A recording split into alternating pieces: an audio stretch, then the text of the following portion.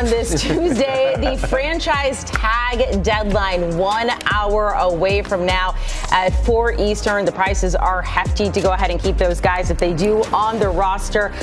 We are going to keep you up to date with the very latest of what comes in. Who is getting tagged? We're finding out who is not getting tagged. Amanda Garrett, Chris Hassel, bum shoulder over there. Chris Hassel, Kyle Long, and Pete Prisco. Getting old, buddy. Hear it. Getting old. Yeah, we couldn't punch you and be like, tag. That was a good action. It's this shoulder. I'm keeping it away from you guys. I'm all right. Also, Breece Hall is all right. He was one of the players tagged, the only one today, but that makes it 3 now in all who have been tagged with an hour to go until the deadline.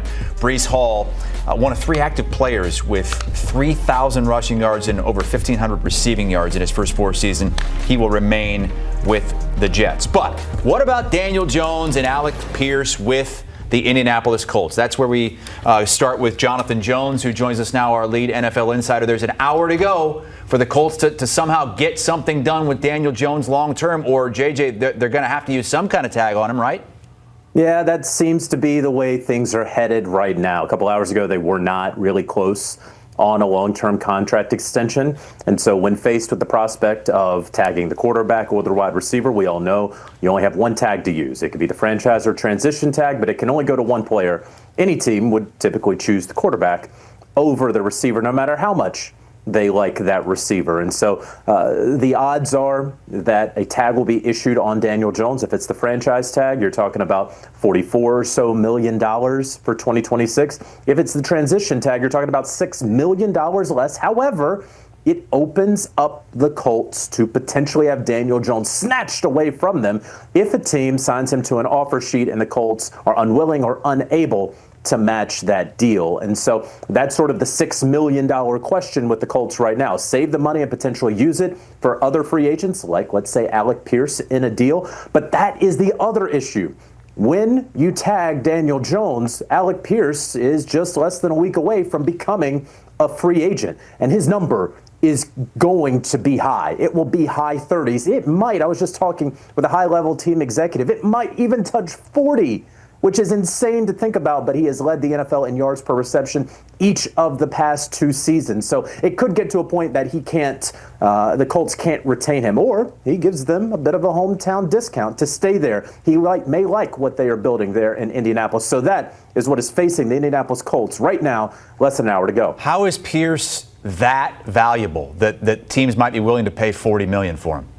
Well, there aren't that many wide receivers who are going to hit the open market, right?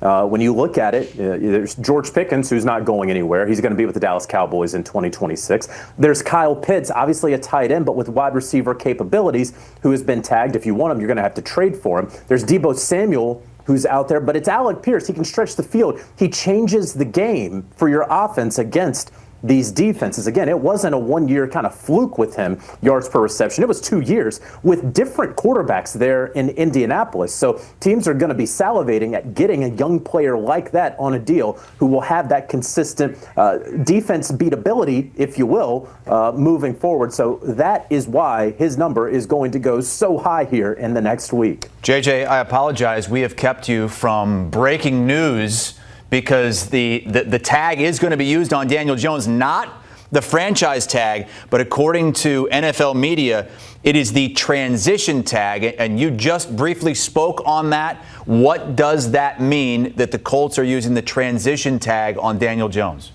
So the transition tag and the number is going to officially be $37.8 million. Again, we've been anticipating that it would be the the transition tag for Daniel Jones. Okay, so here's what that means.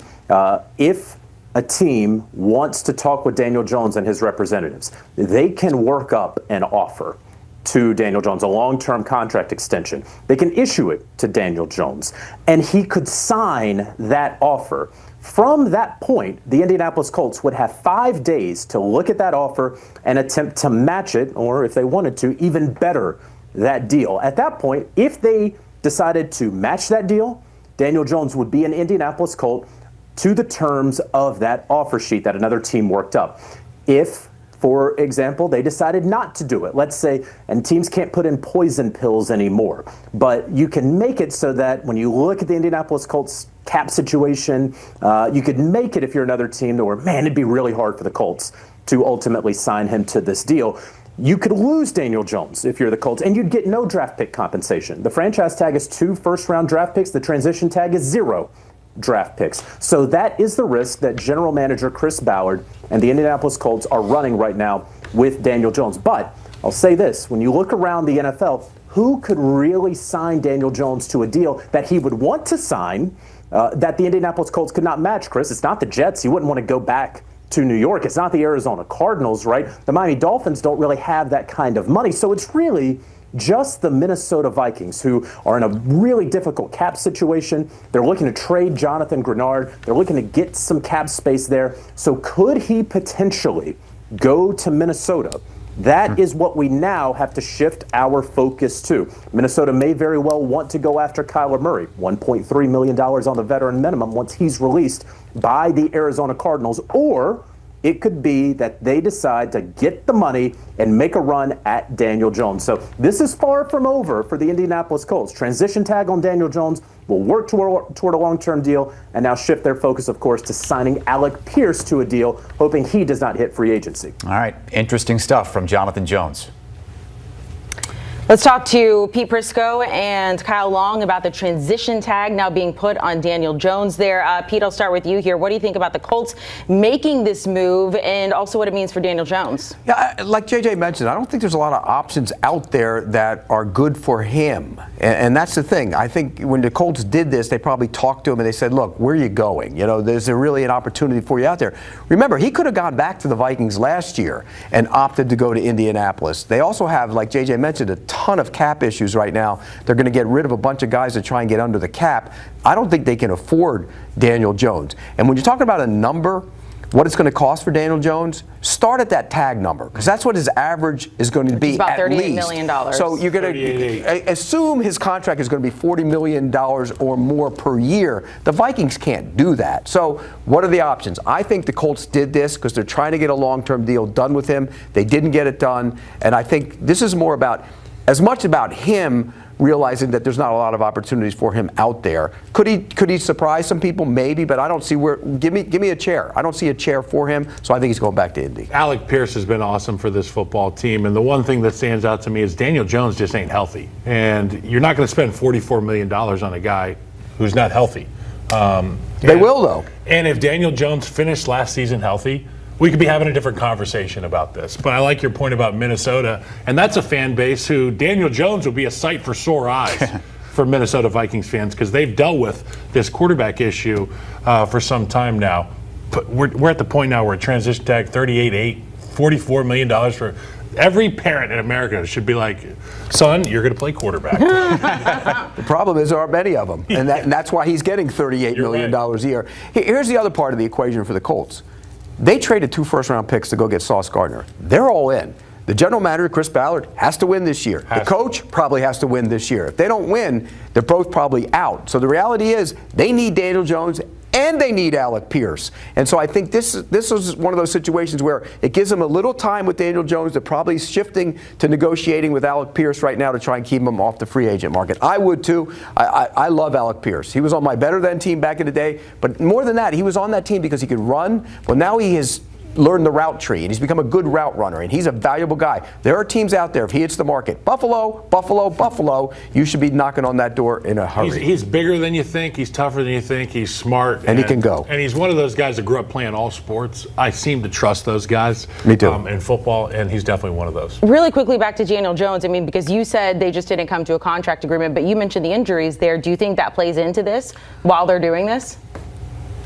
That might play on outside the organization more than the inside the organization. The fact that they put the tag on him tells you that they think he's healthy enough to be their quarterback. Yeah, he's going to be their starting. It takes time, Pete. But remember, he played with a broken leg and then tore the Achilles. So he had 2 injuries last year. But I do think he'll be back healthy enough to be their starting quarterback, and I think they know that. This is just to try and get some time to get a long-term deal done with him, which I think ultimately they will do. But since they use this tag, they can't use a tag on Alec Pierce. Correct. So you would think this makes it less likely they'll be able to keep him as well. or you're speeding up that process before he gets to the free agent market. You have a week. Go get it done. I mean, you can get him signed to a long-term extension. Now, if I'm Alec Pierce and I see Daniel Jones, that was one of the things you heard, that Alec Pierce wanted to know who the quarterback was going to be before he decided if he was going back to Indy. If Daniel Jones didn't get tagged and maybe he was going to hit the market, Alec Pierce might have said, you know what, I don't want to go back there either. Well, now that Daniel Jones is definitely going back, Alec Pierce might take a deal from the Colts and say, you know what, I'm going to stay here and play with him. What did you think about what JJ said, that he could become just the second $40 million a year wide receiver in the NFL? Jamar Chase is the only one that does that right now, but JJ says he's hearing that he could get that much from somebody. That's a little pricey for him because he's not Jamar Chase, he's not Justin Jefferson, but he's hitting the market at the right time. It's not a great receiver class, it's not a great receiving group in the college draft either, so he's hitting the market at the right time. Again, I think if I'm him, I would probably, if I was his agent, I'd say, we're going to go hit the market and see what's out there. If the Colts come to me and they want to give me $38, $39 million per year, I'm probably staying in Indy and deciding to play there. I just think he's one of those guys that can step on the field anywhere he goes, whether it's Indianapolis. We've seen him have success there, but you throw him at any of these teams that are thirsty for another receiver option, and he'll have immediate success. I don't think America understands how good this guy Alec Pierce is. You put him in Buffalo with Josh Allen, you'll find out immediately how good he is. But, and this is a big but when it comes to him, he isn't the elite receiver. He's not Justin Jefferson. He's not Jamar Chase. He catches the ball and you go, oh my God, him again? He's not Smith and Jigba. He's not Puka Nacua. He's not that. What he is, and up until last year, he was a one-trick pony, go down the field and catch the ball. That's what he was. He was a deep threat who could run. Well, he's taught himself how to become a pretty good wide receiver. He's just not the elite of the elite. And if you're paying him $38, $39, $40 million a year, you're paying him like one of the elite of the elite. All right, give us a vision. It's hard to say without knowing what's going to happen to Alec Pierce right now of the Colts next season, but you do have Daniel Jones. Let's hope he is healthy going into this. Pete, where are you right now on the Colts? Well, look, they were a good football team before he got hurt, and I think if he gets back to being what he was and Pierce somehow finds his way back, they're going to be a good football team again. The offensive line's pretty good. They can run the ball. We know that. They got to get better on the defensive side of the ball, rushing the passer. I think that was a problem for him last year. Look, in that division now, they went in. At one point, they were the #1 team. Remember, midway through the season, they were #1. And now what? They're probably the 3rd team in that division. We saw Jonathan Taylor at Radio Row, and first off, what a nice guy. I thought you were going to say what a beast. Pleasure to talk to. But also a nice guy. Obviously a beast, but I asked him, how are you feeling? You know, these running backs, they take a beating, and he was like, I feel great. Let's go do it again, run it back. And I think that's what we're going to see next year. That blueprint, that identity will be there. They need to stay healthy on the defensive side of the ball. If they're going to score points, they got to take out the opposing quarterbacks. Yep. All right, so there we have it. A 4th tag. This one a transition tag, and it's for Daniel Jones of the Indianapolis Colts. He'll make $38 million or thereabouts under this tag. But a team can come in, and if they can agree to sign him to a better deal, then the Colts would have to come in and match that for Daniel Jones to be able to stay. Much more on the tag deadline coming up in just a little bit.